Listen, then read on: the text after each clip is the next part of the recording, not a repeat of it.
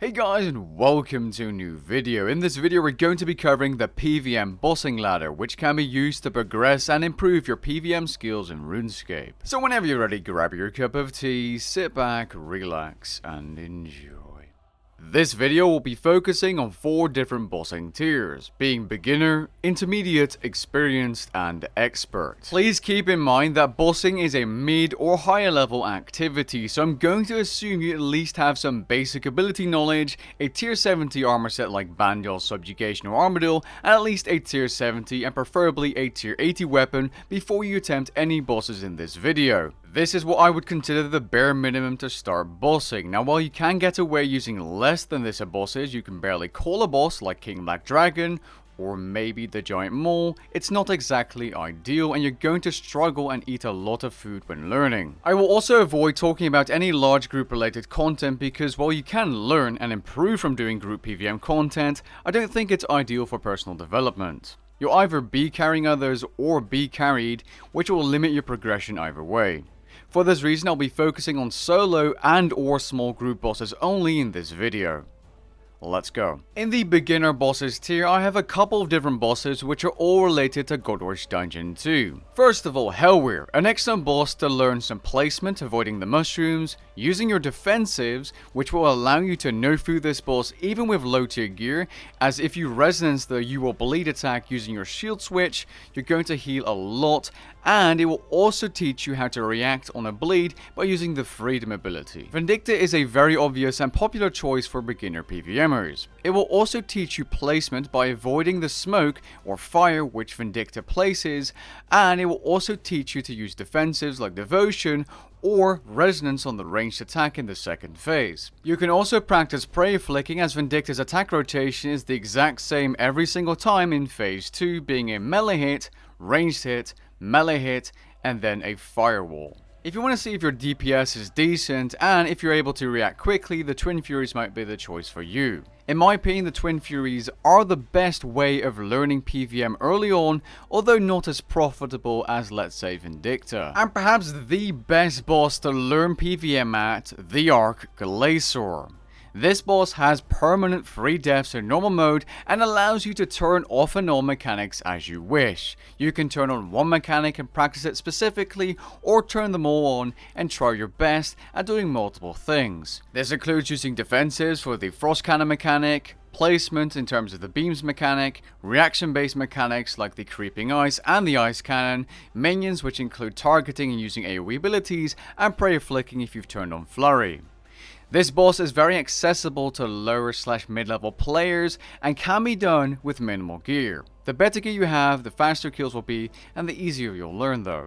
Gear is definitely important, but practice is more important. Next up, intermediate bosses. Now these, I'll admit, are a big step up from the previously mentioned bosses, but once you get into them, once you learn them, which could take you 5, 10, 15 attempts, maybe less, maybe more, but once you do, you're going to be practicing a variety of different things, and Araxxor, in my opinion, is the ultimate high-level or entry high-level PVM boss. You're going to be using defensives here to reduce incoming damage. You're going to resonance here and there or use debilitating P4.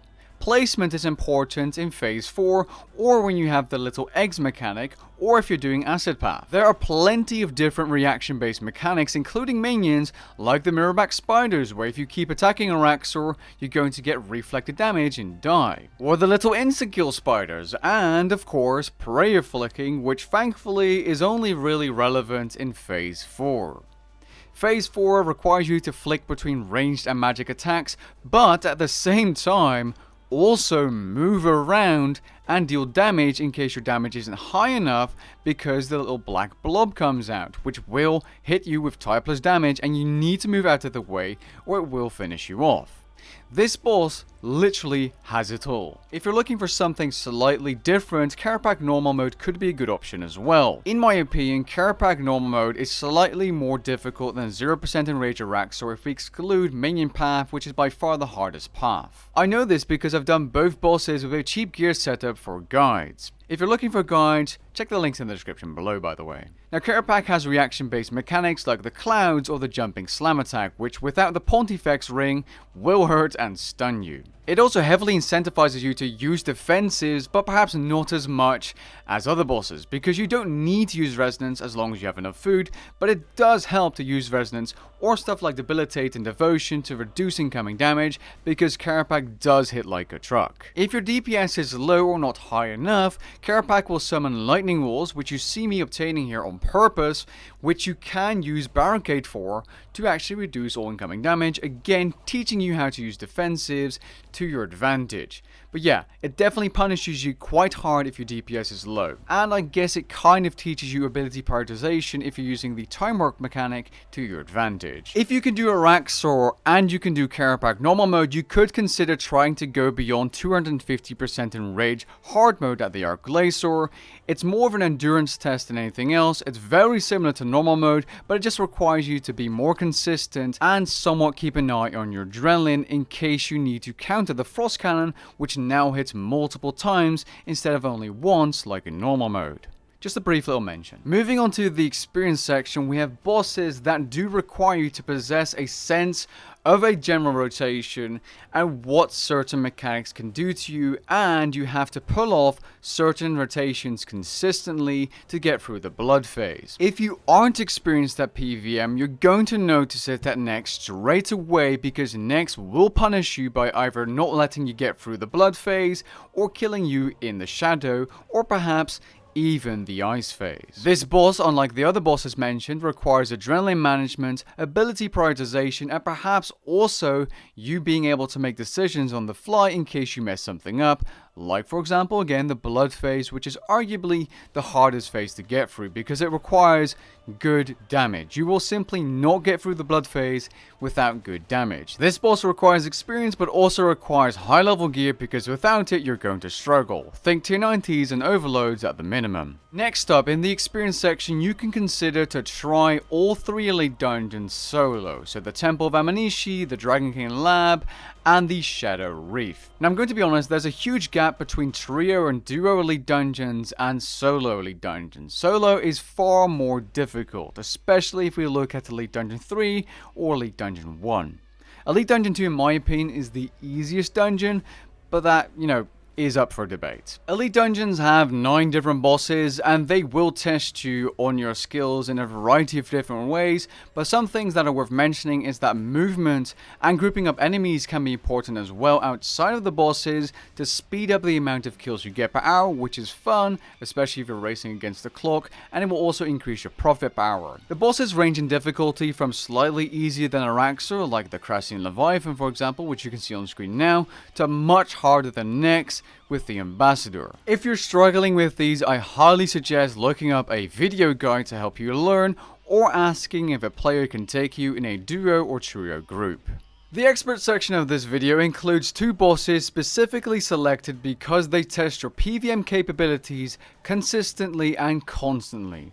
These bosses require you to have plenty of experience with the previously mentioned bosses, or at least most of them and their mechanics. You have to be able to pull off switches flawlessly and quickly when needed, and to an extent you need to count the auto attacks of these bosses as well if you want to have a better time, because if you cannot predict the next special attack, you're going to have a harder time. It's not required to get a single kill, but it definitely is if you want to consistently and easily get kills. Overall, these bosses have very little room for error, and examples of this could be getting swiped by Raksha, messing up and getting nuked in P3 of Telos, or getting instant killed in Phase 5 of Telos. If you mess up at these bosses, whether that's a special attack or an auto attack or something else you're prey flicking and messing up, it's going to cost you. But at the same time, these expert bosses, once mastered, can be very doable, especially if you use abilities like Resonance and Soul Split flicking to your advantage.